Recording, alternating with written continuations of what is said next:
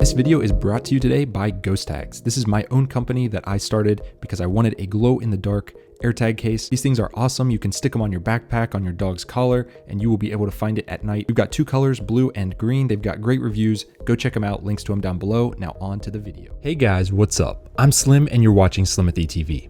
In this video, I'm going to show you guys the first 15 things that you need to do once you get your brand new iPhone 14, iPhone 14 Plus, iPhone 14 Pro, or iPhone 14 Pro Max. The first thing you're going to want to do as soon as you get your phone is head into settings and scroll down until you see general and software update. On the brand new iPhone 14s, there is a software update that comes out as soon as you get the phone. You're going to want to download that as soon as possible, get that installed because it fixes some crucial issues and it'll put you on iOS 16.0.1 and those issues will be resolved. Include issues with photos as well as iMessage activation. So it's very important that you download that software update and install it. You'll see it right here. Next up, you're going to click on automatic updates and make sure security response and system files is turned on.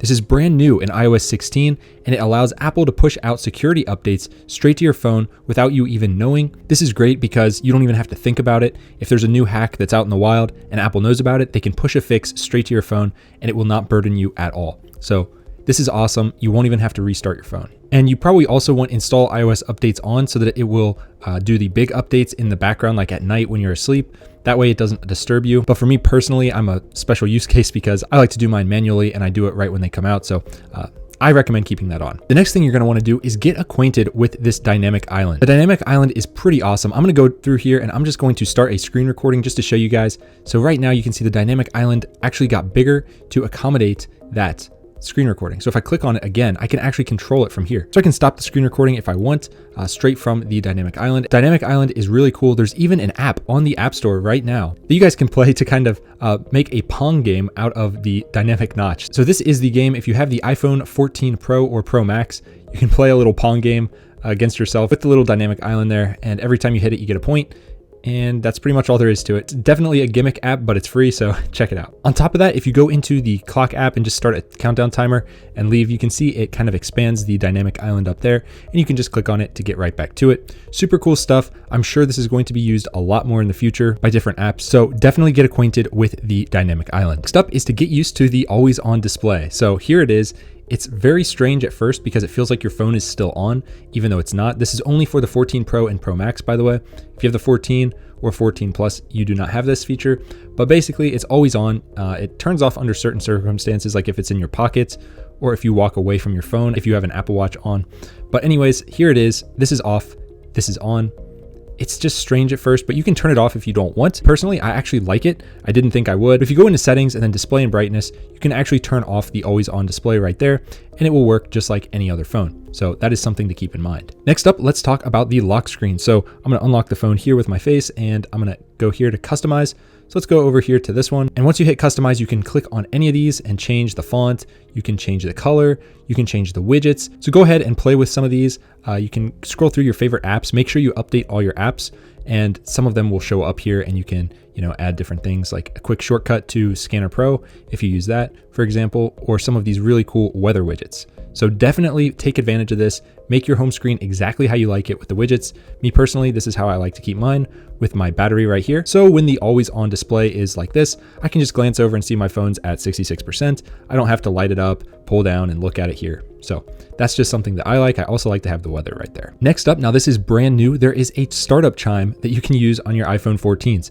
So if you go into settings and you scroll down to accessibility and then you scroll down to audio and visual, right here you can see power on and off sounds. So it says play a sound when the iPhone is powered off and on. It's just kind of a little chime. Me personally, I don't want that. But if you do, it's kind of like your MacBook chime, but it doesn't sound like that at all. If you like to know when you're powering on and off your phone, you can now do that. I guess this would be cool for if you are visually impaired or something, and you just wanted a confirmation that your phone is turning off or back on again. Now, while we're in the settings, let's go through and go to sounds and haptics, and then scroll down just a bit till you see keyboard feedback. You can actually turn on haptic feedback for when you press keys. So a lot of Android phones have had this for a long time. Every time when you're typing, it'll just buzz just a tiny bit in your hand. It won't make any noise on the iPhone, but you will be able to feel kind of a haptic vibration, which is really cool. If you're into that, me personally, I keep it off for battery purposes. But if that's something you like, I'm sure the battery that it uses is not huge. Apple wouldn't put it in there if it was. But me personally, I just don't need it. Some people swear by this, and it's awesome that it's finally here for the iPhone 14s. The next thing you're gonna want to try out on your brand new iPhone is the search bar down here. So you can search for any app on here. So let's look up the Apple Store here. There it is, Apple Store. And you can just search for any app. You can go through your photos. You can search for certain things. You can actually search photos basically from here, which is cool. So if you know, red truck or cat or dog, it will be able to search through your photos and find it. So you don't have to scroll through 100,000 photos in your photo library. Very cool. So you can just click here to search, or you can still swipe down just like the old days. Another thing you're going to want to check just to make sure it's on is if you go into settings, then click on emergency SOS. And once you're here, make sure call after severe crash is turned on. What this will do is if you're in a severe car crash, if your phone thinks you are, it will give you a couple seconds to respond. If you don't respond, it will call the authorities for you, which could actually save someone's life. So you might want to make sure that this is turned on in the event that something were to happen. It's just something nice to have as a backup option. And while we're in settings here, let's go back out of this and let's click on battery here. And then you will see battery percentage is now a thing. So if we turn that on, it will actually show us our battery. So it says 65% is left. If we swipe down, we can see that that is the case. However, I hate this. Let me tell you why. Because you can see that it doesn't show you visually how much battery is left. If you swipe down here, you can see 65% and a visual indication, but you cannot do that with this. So me personally, I like to keep it off. Like, this is a better indication of how much battery than this, because this will stay full like this all the way down. Even if you're at 21%, it will still look like it's full. Once it hits 20%, the icon will change and look more empty, but this needs to just update, in the background. So they could put the 65 on top of the little logo, I think. But anyways, I keep it off, but that is a thing if you want it.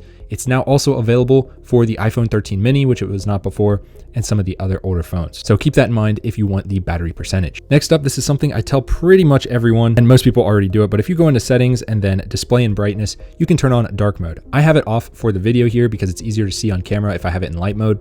But dark mode is just so much easier on the eyes. It saves battery life because the pixels are darker and some of them can turn off altogether if you have an OLED phone. It's just a better mode to be in. So I run dark mode all the time except for when I'm filming. So I highly recommend give it a try, see if you like it. I think you will. Next up, once you're in settings again here, let's click on display and brightness one more time and let's scroll down to auto lock. So you can see I've got mine set to 5 minutes. I do not recommend you set it to never, and I do not recommend 31 or 2 minutes. 3 to 5 is the sweet spot because you do not want your phone dimming constantly. It's so annoying when you're trying to use your phone, you set it down for a second and it dims and you have to tap it. It's stupid. Keep it at 5 minutes. That seems to be the best spot for me. That way, if you do forget about it, it should lock within a reasonable time. That way, if someone did steal your phone or something, or you just left it on all night, it's not going to damage your phone's battery or the screen with burn-in or anything. So 5 minutes seems to be the best. Next up, let's talk about the camera. So if you have the 14 Pro or Pro Max, you now have access to 48 megapixel Pro RAW pictures here. So I'm going to turn on RAW right now. And in the settings, you can change this to 12 or 48 megapixels. I've got mine set to 48. So if I take a photo here, it's going to take a second. You can see that spinning logo because it's got to process all that data. That photo was probably about 70 megabytes. That's what I'm finding with these 48 megapixel photos. So if you turn on RAW, you're going to get that. You're going to get huge files, but it's going to have a lot more detail than without. So if I just take a normal photo, you can see how quick that was. Hardly any processing there, and they're much smaller file sizes. I recommend only using RAW when you want to capture, like there's something you want to capture right away. So this is not for spontaneous photos. This is like when let's say you're going hiking and you're finally at the peak of a mountain or something and you're like, okay, I want to capture everything in this photo so I can edit it later in post. You turn on RAW, take a couple photos, and then put it back to normal, and you're good to go. You can take normal photos just with the normal mode. It's still great, but RAW is really just to be used for special occasions, in my opinion. The file sizes are enormous. Now that also goes into video here. You have ProRes right here, and you also have action mode. So get used to using action mode if you like to run around a lot while you're filming stuff. Realistically, the optical image stabilization that the iPhone already has in these cameras is pretty much good enough. But if you want that extra bit of stabilization, you can try out action mode. It's right there at the top. You can just toggle it on or off. Next up, let's head into settings and let's go to camera. So scroll down till you see camera. There it is. Click on that and you can see I keep mine on the format of most compatible. High efficiency will lower your file sizes, but keep it at most compatible. That way, if you have an older Mac or Windows computer, you can easily export them. Here is where I was talking about where you can choose the 48 or 12 megapixels if you have the Pro or Pro Max, but that is not the tip for right now. The tip for right now is to actually go into preserve settings. So this is how I have mine set up so that when I close the app, these are preserved every time I open it. Like for example, I keep live photos off. So every time I close the app and reopen it, I want it to stay off. It's persistent. So toggle that on for persistence.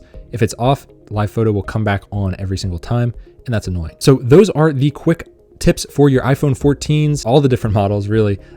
Hopefully you guys got the color that you wanted. I got the deep purple and I am super pleased with it. I was going between this and space gray or space black, whatever they call it now.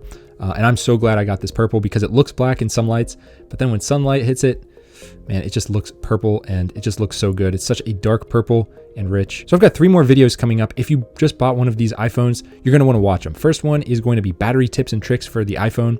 The next one will be settings to change in iOS 16. And lastly, I'm going to teach you guys how to maintain 100% battery health on your brand new iPhone, which you guys are going to want to do. You don't want to get a brand new phone and destroy the battery right off the bat.